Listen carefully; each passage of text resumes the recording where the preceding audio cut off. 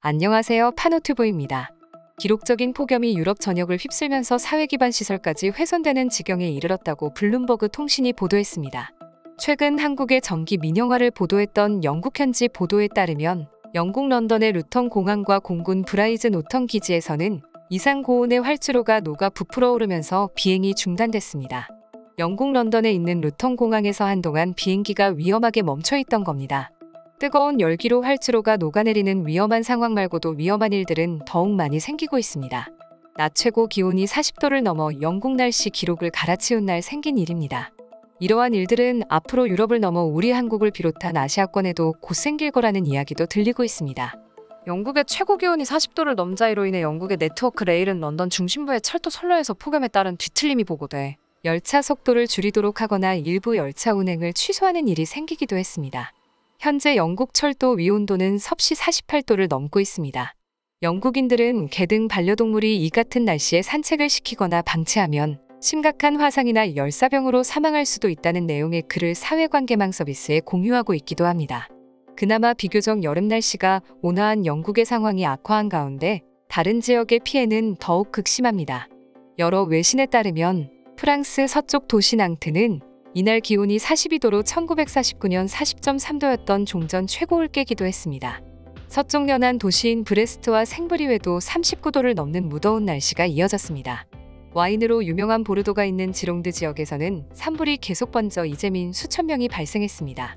인근 미클로 마을과 테스트드비시 마을에서도 5천여 명이 대피했습니다. 유럽에서 이와 같이 인명피해가 계속되는 이유는 한국처럼 에어컨이 대중화되어 있지 않기 때문입니다. 아시아권 중에서는 한국이 전기기설 관련된 냉방시설이 최고라고 알려져 있는데요. 한국은 공용 화장실에도 에어컨이 있을 정도입니다. 실제로 최근에는 유럽에서 정말 말 그대로 살고 싶다고 오는 경우도 생기고 있습니다. 그도 그럴 것이 지금 스페인의 경우 섭씨 59도까지 치솟고 있습니다. 스페인에서는 일주일 넘게 이어진 폭염으로 510명이 넘는 사망자가 발생했으며 곳곳에 화재가 발생하고 있습니다. 화재 현장을 방문한 UN 측은 기후 변화가 사람을 죽이고 생태계와 생물 다양성을 죽이고 있다. 이것은 단순한 여름 더위가 아니라 지옥. 기후 변화에 대한 조치가 없다면 전 세계가 인간 삶의 종말을 보게 될 것이라고 경고했습니다. 이 같은 무더위가 기승을 부리는 건 최근 한국으로 오는 여행객이 많아지는 일본도 마찬가지입니다. 질병관리청은 부산 지역에서 일본 내염 매개모기인 작은 빨간 진모기를 다수 확인됐다며 오늘 전국에 일본 내염 경보를 발령했습니다. 실제로 질병청은 채집 조사 결과 부산 지역에서 작은 빨간 진모기가 전체 모기의 90.4%인 것으로 확인됐다고 밝혔습니다. 올해 일본 내염 경보는 지난해보다 2주가량 빠르게 발령됐습니다. 질병청은 부산 지역의 최근 기온이 작년보다 상승해 작은 빨간 진모기가 많이 나타난 걸로 보인다. 2009년 이후 출생한 아동이나 매개모기 출현이 많은 위험지역 거주자, 일본 내염 유행국가 여행 예정자 등은 예방 백신 접종이 권고된다 라고 설명하고 있습니다. 이렇게 무더위가 계속되고 피해가 커지다 보니 다들 일찍부터 에어컨을 사용하고 한 일본 아파트 단지에서는 일주일에 2번씩 반복적으로 전력 공급이 차단돼 5개 동 가운데 4개 동, 약 800가구의 전기 공급이 6시간 동안 차단됐습니다. 이러한 일본 아파트 단지 내 정전은 전력 과부하로 인한 노후 변압기와 차단기 고장이 주된 원인으로 꼽히고 있습니다. 하지만 이런 노후 전기 설비를 교체하려면 수천만 원의 비용이 들어 쉽게 바꿀 수 있는 상황이 아닙니다. 상황이 이렇다 보니 일본에서 바로 옆 나라인 우리 한국으로 발길을 향하고 있습니다. 더위에 허덕이며 고통스러워하고 있는 전 세계가 유일하게 전력 문제로 속썩이지 않고 시원하게 여름을 보낼 수 있는 선진국으로 한국을 꼽고 있기 때문입니다. 그래서 처음 한국으로 놀러와 두꺼비집이라 불리는 분전방과 콘센트를 보고 놀라는 외국인도 상당히 많습니다. 호주나 일본, 미국 등 외국에서는 전기가 나가는 일이 흔해 두꺼비집의 위치가 필수이며 웬만하면 콘센트는 동시에 2개 이상 꼽지 않도록 필수로 배우기 때문인데요. 전기를 이용할 때 문어발이라고 정식 명칭으로까지 부르며 콘센트를 사용하는 개수 제한이 딱히 없기 때문입니다. 한국으로 놀러온 일본인의 이야기입니다. 한국은 콘센트가 일본과는 다르다는 사실을 알고 갔습니다.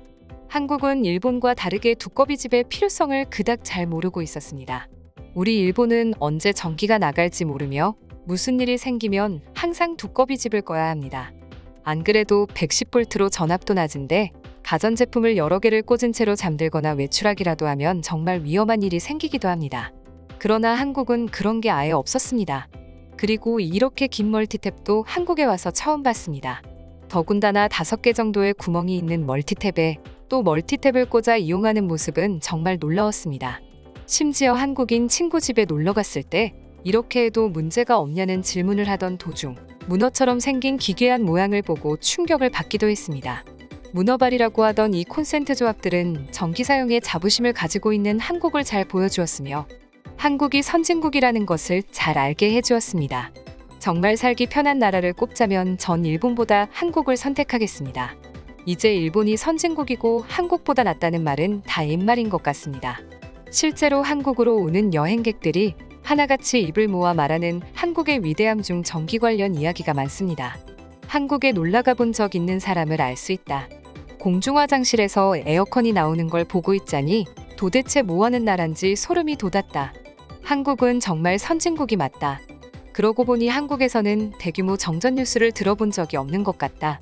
한국은 심지어 문어라고 부르는 것을 이용한다는 사실 알고 있나? 거기에 전자제품을 꽂아 쓴다는데 한번 직접 보고 싶다. 우리 유럽은 요즘 한국 뉴스가 많이 들립니다. 여름을 잘 대비해 폭염으로 죽는 사람들도 없다고 하던데 비결이 뭔지 궁금하다. 모든 사람들이 에어컨을 이용할 수 있을 정도로 잘 사는 건가? 관련 자료를 보니 한국이 220V를 쓰려고 공사한 시간만 30년이 넘는다고 한다. 이미 30년을 미리 내다본 것으로 보인다. 전 세계 지구 온난화 속 한국의 승리를 인정한다. 한국이 이렇게 아시아권을 넘어 유럽으로까지 전력 이용으로 유명해진 것에는 많은 노력과 희생이 있었기 때문입니다. 많은 나라에서 한국의 좋은 점을 보고 배우려고 하고 있는 모습을 보니 뿌듯해집니다. 하지만 지구온난화라는 근본적인 문제를 잘 해결하길 바라며 이상 파노TV입니다. 시청해주셔서 감사합니다. 구독과 좋아요는 영상 제작에 큰 힘이 됩니다. 눌러주셔서 감사합니다.